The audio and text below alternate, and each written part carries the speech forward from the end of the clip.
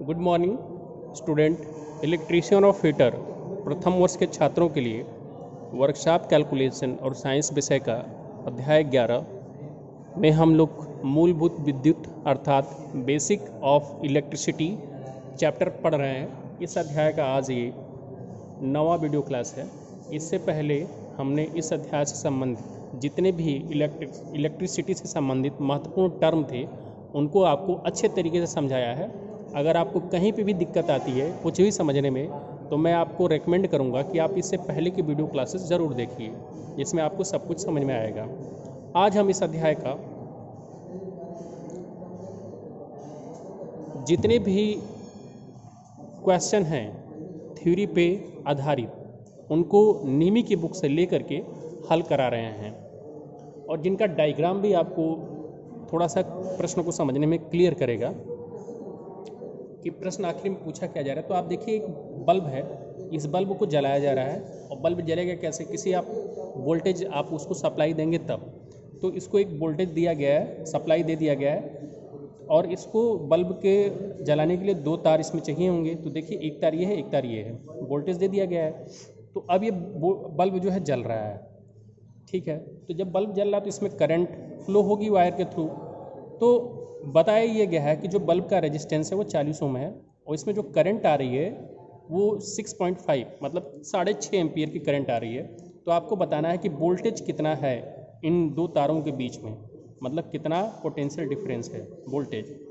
तो ओम का जो नियम है उस नियम को अगर आपने पढ़ा होगा तो ओम का नियम क्या बताता है? V बराबर आई आर, जहाँ पे V वोल्टेज के लिए होता है, I करंट के लिए होता है, R रेजिस्टेंस के लिए होता है। तो इतने आसानी से ये प्रश्न हल होगा जहाँ पे I का मान 6.5 एम्पियर, R का मान 40 ओम, इन दोनों का गुणा करना होगा। तो 6.5 में अगर 40 का गुणा करेंगे तो ये जो जीरो है, अगर इस जीरो को हटाएंगे तो यहाँ का दशमलव भी खत्म हो जाएगा। अब 65 में 4 का गुणा कर देंगे तो उत्तर क्या आएगा? 260 वोल्ट। तो इसका मतलब कि इस बल्ब के दो वायरों के बीच में जो पोटेंशियल डिफरेंस है, जो वोल्टेज है, वो कितना है? 260 वोल्ट का है। तो प्रश्न आपको अच्छे तरीके से समझ में आया होगा। ये निमी के असाइनमेंट से हम आपको प्रश्न हल करा रहे हैं, तो ध्यान से इनको देखते जाइए, जिससे आपको प्रश्नों को, इस तरह के प्रश्नों को ले करके आपको घर पे भी अभ्यास करना चाहिए, ताकि ज़्यादा से ज़्यादा आपको जानकारी मिल सके।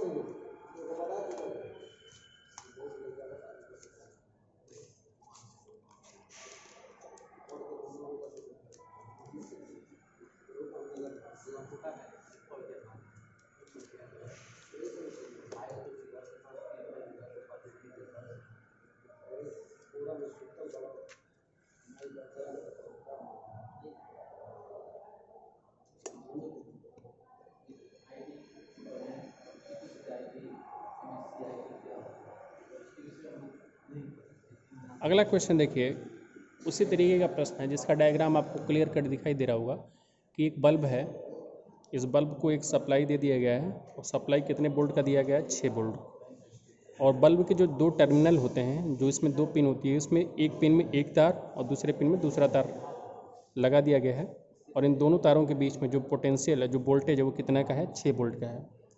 तो वोल्टेज 6 वोल्ट का है, और करंट जो फ्लो कर रही है वायर में वो 0.5 एम्पियर की, मतलब आधे एम्पियर की करंट फ्लो कर रही है। तो आपको बताना है कि इस बल्ब का रेजिस्टेंस अर्थात प्रतिरोध कितने ओम का है। तो फिर आपको ओम का नियम लगाना होगा। तो ओम के नियमानुसार V बराबर आई आर होता है। तो V बराबर आई आर सूत्र जब हम लगाएंगे तो इसमें जितने भी मान हमें पता हैं उनके मान हम इस फार्मूले में रख देंगे, जहाँ पे V क्या है? वोल्टेज है, I क्या है? करंट है, और R क्या है? रेजिस्टेंस है।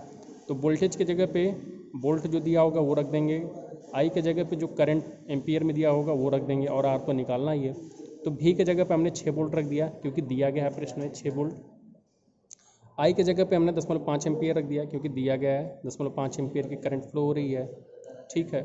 आपको रेजिस्टेंस मालूम करना है, तो R बराबर क्या हो जाएगा? 6 वोल्ट बटे में 0.5 एम्पियर। अब इसको हम करेंगे तो क्या आएगा? 12 ओम आएगा। अगर 6 में 0.5 का भाग देंगे तो उत्तर क्या आएगा? 12। तो मात्रक क्या हो जाएगा? ओम प्रतिरोध का मात्रक क्या होता है? ओम।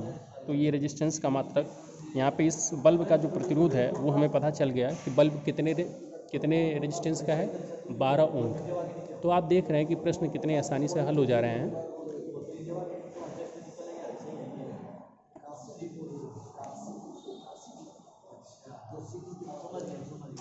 अगला जो क्वेश्चन है इसमें आप देखिए कि ये जो हीटर है, वाटर हीटर, जैसे हम पानी को गर्म करते हैं ठंडियों के दिनों में, तो इसका ये प्लग है और ये इसका क्या है, कुंडली है जो कि हीटिंग एलिमेंट है। तो जब इसको प्लग से जोड़ दिया जाता है तो इसमें से करंट फ्लो होगी, अगर बिजली इसको मिलेगी तो उसमें करंट कितना फ्लो हो रही है, 10.136 एम्पियर की हो रही है। और वोल्टेज कितना है, इसमें जो वोल्टेज दिया जा रहा है या जो वोल्टेज होगा जिस सप्लाई से जोड़ा गया है वहाँ पे वोल्टेज कितना है, 220 वोल्ट। तो आपको इस इंस्ट्रूमेंट का पावर निकालना है कि ये जो पावर है कितने वाट का है। पावर का मात्रक क्या होता है, वाट, तो हमें पावर निकालना है। तो अब हम आपको ये प्रश्न कैसे हल कराएंगे, देखिए चूँकि इलेक्ट्रिकल पावर जो होता है, मतलब जो वैद्युत पावर होता है, उसको हम किस फार्मूले से निकालते हैं, P बराबर VI, जहाँ पे P क्या होता है, इलेक्ट्रिकल पावर और V क्या होता है, वोल्टेज, और I क्या होता है, करंट।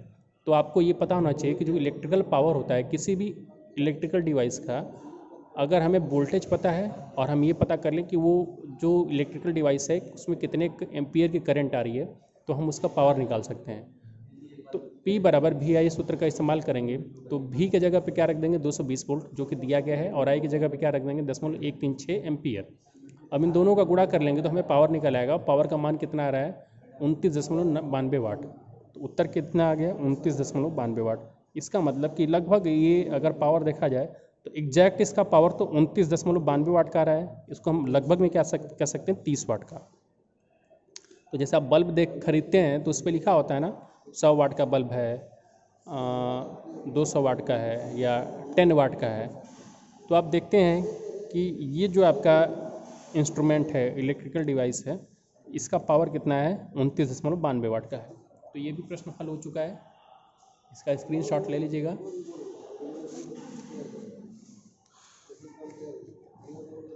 अगला जो क्वेश्चन है बहुत ही बढ़िया सा प्रश्न है, आप इसको देखिए कैसे करना है कि ये एक हीटर है जिससे हम कपड़े को प्रेस करते हैं। तो इसका पावर जो है 60 वाट है, 60 वाट पावर दे दिया गया है, और इसको जो वोल्टेज दिया जा रहा है, जो सप्लाई वोल्टेज दिया जा रहा है वो 220 वोल्ट की सप्लाई है। तो पूछा जा रहा है कि इस हीटर का प्रतिरोध कितने ओम का है। तो इलेक्ट्रिकल पावर का जो फार्मूला होता है वो कुल 3 फार्मूले होते हैं, और हमें अपने प्रश्न के हिसाब से वो फार्मूले लगाने होते हैं। तो पावर बराबर क्या होता है, V²/R। एक हमने इससे पहले वाले आपको प्रश्न बताया था कि पावर बराबर वोल्टेज इंटू आई होता है, मतलब वोल्टेज इंटू करंट। लेकिन यहाँ पे हम आपको बता रहे हैं कि पावर बराबर वोल्टेज का स्क्वायर/R भी होता है। तो ये भी सही है और वो भी सही है। इससे पहले वाला जो पावर बराबर V इंटू आई बताया था, मतलब वोल्टेज इंटू करंट। तो वहाँ पे हमने ये देखा था कि वोल्टेज दिया था, करंट दिया था, तो हमें पावर निकल आया था। यहाँ पे हम देख रहे हैं कि पावर दिया है, वोल्टेज दिया है, रेजिस्टेंस पूछ रहा है, तो हमें यही वाला फार्मूला लगाना पड़ेगा, P बराबर V²/R। तो P की जगह पे हमने 60 वाट रख दिया, V का स्क्वायर करना है तो 220 वोल्ट का स्क्वायर करेंगे और R नीचे रख देंगे। अब पक्षांतर कर लेंगे तो R को यहाँ पे भेज देंगे और 60 वाट नीचे आ जाएगा। तो R बराबर कितना हो जाएगा, 48,400/60। अब इसको हम हल करेंगे, 48,400 में जब हम 60 का भाग देंगे तो रेजिस्टेंस का मान कितना आ जाएगा, 806.666 ओम। तो ये हमारा उत्तर हो गया। और हमने ये देख लिया कि जो क्वेश्चन संख्या 4 था, अर्थात 4 में आपको जो डायग्राम दिखाया गया है, ये हमने एक हीटर बनाया है कपड़े प्रेस करना, ये प्रेस बनाया है कपड़े प्रेस करने के लिए। तो इसमें आपको ये दिखाया कि ये प्रेस है, ये आपका जो है प्लग है, और ये उसका पहनने वाला हैंडल है। तो इसमें आपने ये देखा कि इसका जो रेजिस्टेंस आया है वो 806.66 ओम आया है।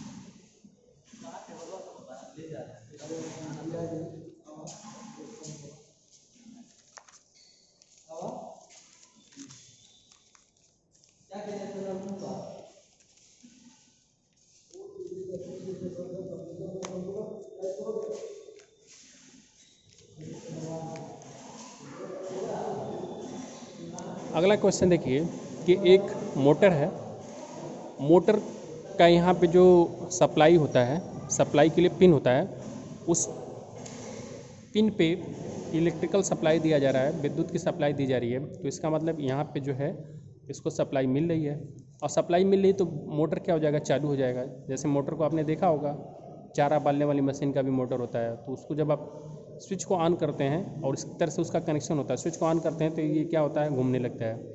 तो हमें दो चीज़ें इसमें बताया गया है कि जो करंट है वो करंट कितना फ्लो हो रहा है इसमें, जो इस वायर में आ रहा है करंट वो 4.45 एम्पियर का आ रहा है, और जो वोल्टेज इसमें दिया जा रहा है वो 220 वोल्ट है।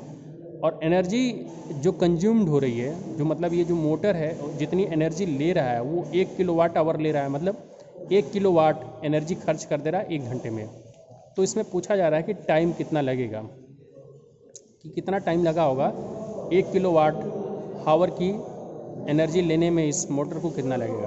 तो देखिए इलेक्ट्रिकल पावर का जो सूत्र होता है, इलेक्ट्रिकल पावर के लिए P बराबर V इंटू आई होता है, मतलब पावर बराबर voltage into current.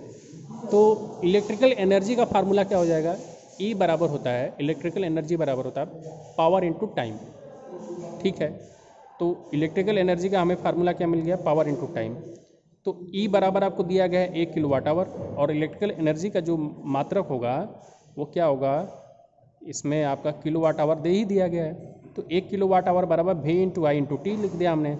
1 kilowatt hour ये रह गया आपका इलेक्ट्रिकल एनर्जी, और ये इस फार्मूले से भी आ जाएगा तो दोनों बराबर ही आएगा। तो V के जगह पे 220 वोल्ट, I के जगह पे 5.45 एम्पियर, और T हमें निकालना ही है। तो देखिए वोल्टेज में जब हम करंट का गुणा कर देंगे तो हमारा आएगा क्या उत्तर आपका, ये वाट में आएगा। और यहाँ पे क्या दिया है 1 किलो वाट आवर, तो इसको हम वाट में बदल देते हैं वाट आवर में। तो 1 किलो वाट बराबर हो जाएगा 1000 वाट। तो 1 किलो वाट आवर कितने के बराबर हो जाएगा, 1000 वाट आवर के बराबर हो जाएगा। और यहाँ से 220 में जब हम 5.45 का गुणा करेंगे तो ये कितना आएगा 1199 अगुड़े टी। तो उत्तर जब हम हल करेंगे समय बराबर तो 1000 बटे में 1199 हो जाएगा, और इसको भाग देंगे तो आएगा क्या 0.83 घंटा, और 0.83 घंटा को अगर मिनट में बदलेंगे तो लगभग 50 मिनट आएगा। इसका मतलब ये है कि जो ये मोटर है ये 50 मिनट, लगभग 50 मिनट में इतनी एनर्जी कंज्यूम कर लेगा, 1 किलोवाट आवर के बराबर एनर्जी कंज्यूम कर लेगा। तो इस प्रश्न का भी उत्तर क्या आ गया, 50.04 मिनट या 0.83 घंटा।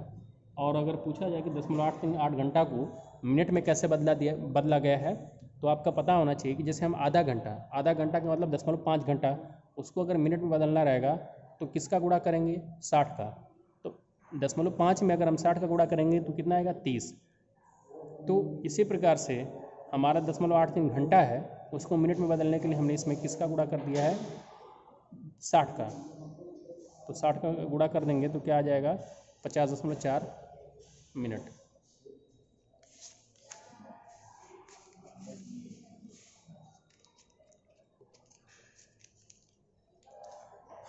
अगला जो क्वेश्चन है, आप देखिए कि ये एनर्जी मीटर होता है जो घरों में लगा होता है कि कितना किलोवाट बिजली यूज़ हुई है, तो ये एनर्जी मीटर है। और ये पावर कितना कंज्यूम बता रहा है कि पावर जो कंज्यूम हुआ है वो 6.2 किलोवाट का पावर कंज्यूम हुआ है, और कितने घंटे चला है 8 घंटे चला है। और चार्ज जो है पर किलोवाट आवर का कितना आता है 1.25 रुपये आ रहा है, मतलब ₹1.25। तो एनर्जी मीटर में जब रीडिंग ली गई तो एनर्जी मीटर ने ये बताया कि इस घर में 6.2 किलोवाट का पावर यूज़ हुआ है, और कितने घंटा यूज़ हुआ है 8 घंटे यूज़ हुआ है। और चार्ज कितना है पर किलोवाट आवर का, तो 1.25 रुपये। तो टोटल कास्ट कितनी आएगी, बिल बनाना है। तो देखिए पावर कंज्यूम बता दिया गया कि 6.2 किलोवाट है। तो पावर का फार्मूला क्या होता है, अगर पावर 6.2 किलोवाट है, अगर हम इसको वाट में बदलेंगे तो 1000 का गुणा कर देंगे, तो 6.2 में जब हम 1000 का गुणा कर देंगे तो ये इतने वाट में बदल जाएगा। समय कितना है 8 घंटे है। तो चार्ज पर किलोवाट आवर हमें पता है कि 1 किलोवाट आवर का चार्ज कितना आता है 1.25। तो हम ये देखते हैं कि इसमें जो एनर्जी है वो कितनी यूज़ हो गई है।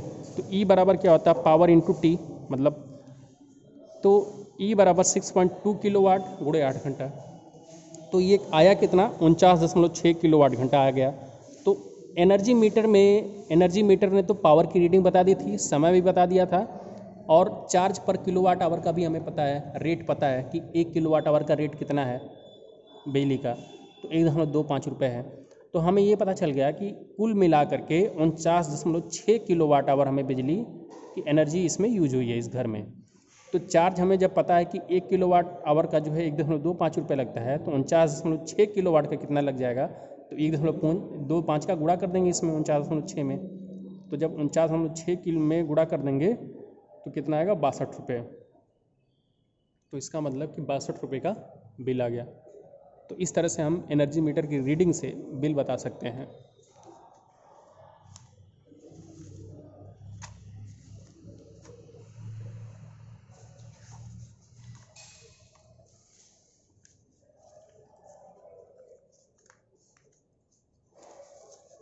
तो आज हमने आपको जो है इस वीडियो क्लासेस में जितने भी निमी के बुक से असाइनमेंट हैं, अच्छे अच्छे असाइनमेंट आपको हल कराए हैं।